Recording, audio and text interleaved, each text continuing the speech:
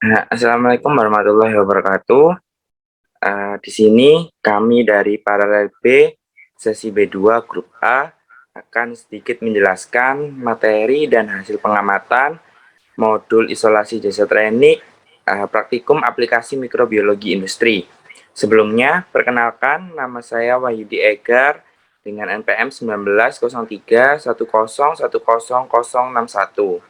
Perkenalkan, nama saya Mas Dandi dari Paralel B, NPM 1903110162. Baik, di sini kami akan sedikit menjelaskan resume mengenai modul isolasi jasa teknik.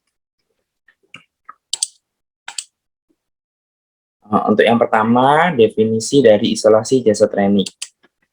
Isolasi bakteri atau jasa teknik adalah suatu proses pengambilan bakteri dari medium atau lingkungan asalnya dan menumbuhkannya di dalam medium buatan sehingga diperoleh biakan yang murni. Prinsip dari isolasi mikroba adalah memisahkan satu jenis mikroba dengan mikroba lain yang berasal dari campuran bermacam-macam mikroba. Hal ini dapat dilakukan dengan menumbuhkannya di dalam media padat. Sel-sel mikroba akan membentuk koloni yang tetap pada tempatnya. Selanjutnya, fungsi dan tujuan dari isolasi jasa teknik. Pemisahan mikroorganisme dari lingkungan bertujuan untuk memperoleh biakan bakteri yang sudah tak bercampur lagi dengan bakteri lainnya atau disebut biakan murni. Kultur murni ialah kultur yang sel-sel mikrobanya berasal dari pembelahan dari satu sel tunggal. Biakan murni ini berfungsi dalam berbagai metode biologis, antara lain digunakan dalam mengidentifikasi mikroba untuk mengamati ciri-ciri kultur morfologi, fisiologi, dan serologi. Selanjutnya, mengenai koloni bakteri. Koloni bakteri merupakan sekumpulan dari bakteri-bakteri yang sama yang mengelompok menjadi satu dan membentuk suatu koloni-koloni. Untuk mengetahui pertumbuhan suatu bakteri dapat dilakukan dengan menghitung jumlah koloni bakteri. Perhitungan suatu koloni biasa dilakukan secara manual dengan menandai dan menghitung koloni bakteri yang ada pada cawan Petri. Perhitungan ini masih menggunakan daya ingat manusia sehingga dapat terjadi kesalahan dalam proses perhitungan. Untuk mempermudah perhitungan jumlah koloni bakteri digunakan alat yang biasa disebut koloni counter. Selanjutnya mengenai bentuk dari koloni. Bentuk koloni bakteri ada yang sirkular atau bulat bertepi, irregular atau tidak beraturan bertepi, dan yang rhizoid atau berbentuk seperti akar dan pertumbuhannya menyebar. Sedangkan dilihat dari tepi atau pinggirannya, koloni bakteri ada yang memiliki tepi yang rata atau entire, tepi yang berlekuk atau lobate, tepi yang bergelombang, undulate, tepi yang bergigi atau serate, dan tepi yang menyerupai benang atau filamentous. Jika dilihat dari elevasi atau ketinggian pertumbuhan koloni bakteri, maka bentuk koloni dapat dibedakan menjadi koloni flat, jika ketinggian tidak terukur, nyaris rata dengan medium. Selanjutnya ada raised atau ketinggian nyata terlihat namun rata pada seluruh permukaan. Untuk selanjutnya yaitu berbentuk konveks atau peninggian koloni berbentuk cembung seperti tetesan air. Dan yang terakhir berbentuk umbanot. Jika peninggian koloni berbentuk cembung, bagian tengah lebih menonjol. Untuk mempermudah pengertiannya, di bawah sini ada gambar mengenai bentuk-bentuk dari koloni. Selanjutnya ada sifat dari koloni. Untuk sifat koloni dibagi menjadi 3, di mana berdasarkan tempat tinggal atau media yang digunakan.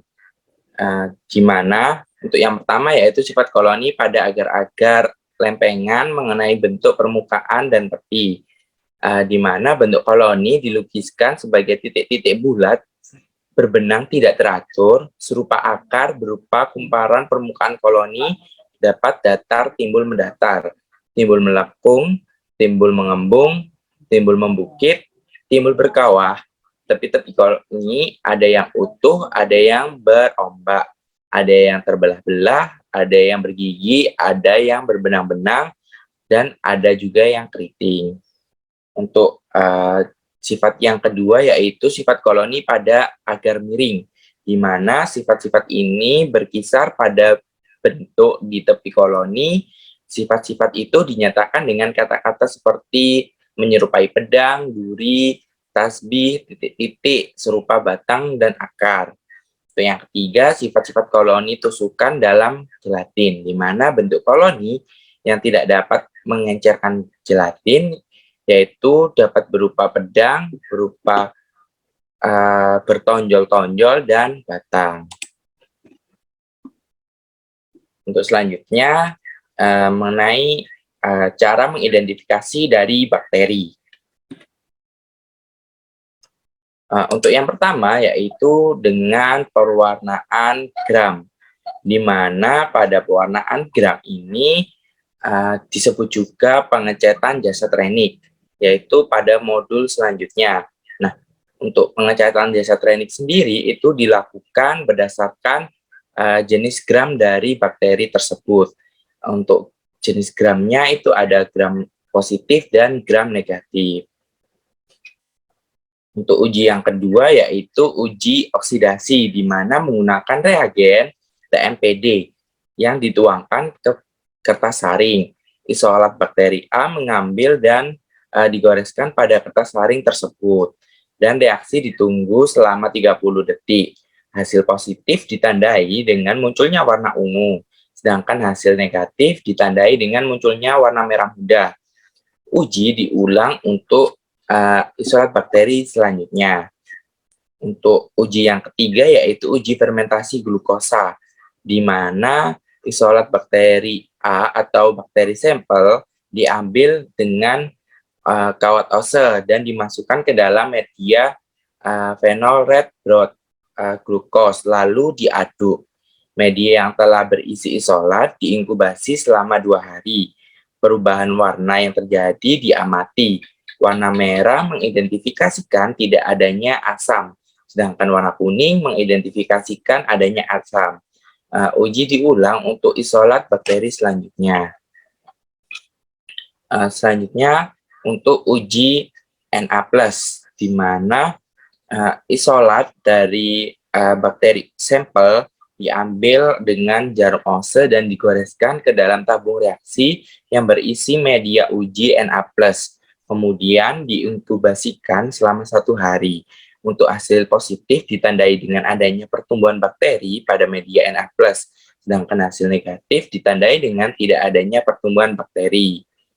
Untuk selanjutnya yaitu menggunakan pewarnaan endospora, di mana pewarnaan endospora dilakukan dengan mengambil isolat dari bakteri sampel sebanyak 1 oz dan digoreskan pada permukaan preparat steril, kemudian dilakukan fiksasi. Preparat yang telah diberi bakteri atau mikroba tersebut lalu dibungkus dengan menggunakan kertas saring, lalu ditetesi menggunakan malachit green sebanyak 1 tetes dan didiamkan selama 4 menit. Di mana selanjutnya yaitu uji Streets. Pada uji ini menggunakan bakteri aerob yang diinkubasikan pada media diglokolat agar yang telah dipanaskan pada suhu 50 derajat Celcius selama beberapa menit, lalu dihomogenkan. Tabung tersebut kemudian diinkubasikan selama 2 sampai 3 hari pada suhu ruang atau suhu 30 derajat Celcius. Beberapa hal yang harus diperhatikan. Yang pertama, sifat setiap jenis mikroba yang akan diisolasi. Yang kedua, tempat hidup atau asal mikroba tersebut. Yang ketiga, medium pertumbuhan yang sesuai. Yang keempat, cara menginkubasi mikroba. Yang kelima, cara menginokulasi mikroba. Yang keenam, cara menguji bahwa mikroba yang diisolasi telah berupa kultur murni dan sesuai dengan yang dimaksud. Yang ketujuh, cara memelihara agar mikroba yang telah diisolasi tetap merupakan kultur murni. Yang ke-8, untuk mengisolasi mikroorganisme, hal yang tidak kalah pentingnya untuk diperhatikan pula adalah teknik pengambilan sampel. Kemudian yang terakhir, pengambilan sampel merupakan salah satu kunci utama yang sangat mendukung keberhasilan suatu analisa, yaitu memindahkan sampel atau kultur bakterial dari satu tempat ke tempat yang lain secara aseptis atau terhindar dari kontaminasi. Faktor-faktor yang mempengaruhi isolasi jasad renik. Yang pertama, nutrien. Nutrien dibutuhkan untuk membentuk energi dan untuk menyusun komponen-komponen sel. Kebutuhan nutrien untuk setiap jasad renik bervariasi. Yang kedua, air. Sel jasad renik memerlukan air untuk hidup dan berkembang biak. Oleh karena itu, pertumbuhan sel jasad renik di dalam suatu makanan sangat dipengaruhi oleh jumlah air yang tersedia. Selain merupakan bagian terbesar dari komponen sel dengan nilai 70-80%, air juga dibutuhkan sebagai reaktan berbagai reaksi biokimia. Yang ketiga, nilai pH. Nilai pH sangat medium, sangat mempengaruhi jenis jasad renik yang dapat tumbuh. Jasad renik pada umumnya dapat tumbuh pada kisaran pH 3-6. Kebanyakan bakteri mempunyai pH optimum pertumbuhan 6,5-7,5 dan tidak dapat tumbuh baik pada pH di bawah 5 maupun pH di atas 8,5. Yang keempat, suhu. Masing-masing jasad renik mempunyai suhu optimum, minimum, dan maksimum untuk pertumbuhannya. Jika suhu lingkungan lebih kecil dari suhu minimum atau lebih besar dari suhu maksimum pertumbuhannya, maka aktivitas enzim akan berhenti, bahkan pada suhu yang terlalu tinggi akan terjadi denaturasi enzim. Yang terakhir yaitu oksigen. Konsentrasi oksigen di dalam bahan makanan dan lingkungannya sangat berpengaruh terhadap jenis jasad renik yang tumbuh pada makanan tersebut. Kemudian aplikasi. Aplikasi dari jasad renik diantaranya pada pengolahan air limbah industri tekstil, di mana pengolahan air limbah secara anaerob merupakan salah satu metode pengolahan biologi yang dapat mengolah air limbah tekstil. Mikroorganisme yang mendominasi dalam proses tersebut adalah bakteri fakultatif dan anaerob obligat dengan produk air gas-gas seperti karbon dioksida dan metana. Dalam proses degradasi zat organik dalam air limbah industri tekstil secara anaerobik akan melibatkan berbagai jenis bakteri anaerobik baik dalam tahap hidrolisa, tahap asidigenesis maupun tahap metanogenesis. Kemudian hasil pengamatan. Pada percobaan isolasi jasad renik, pada isolasi pertama didapatkan gambar seperti berikut ini dengan keterangan perbesaran lensa objektif 40 kali dan perbesaran lensa okuler 10 kali. Tidak berinti, berkoloni, dan berbentuk kokus. Kemudian isolasi kedua dengan menggunakan media yang sama yaitu media agar dengan mikroorganisme yang sama yaitu yeast, didapatkan gambar seperti berikut ini.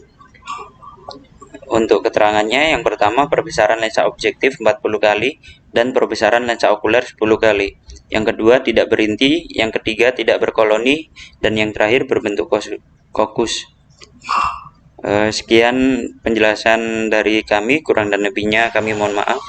Wassalamualaikum warahmatullahi wabarakatuh.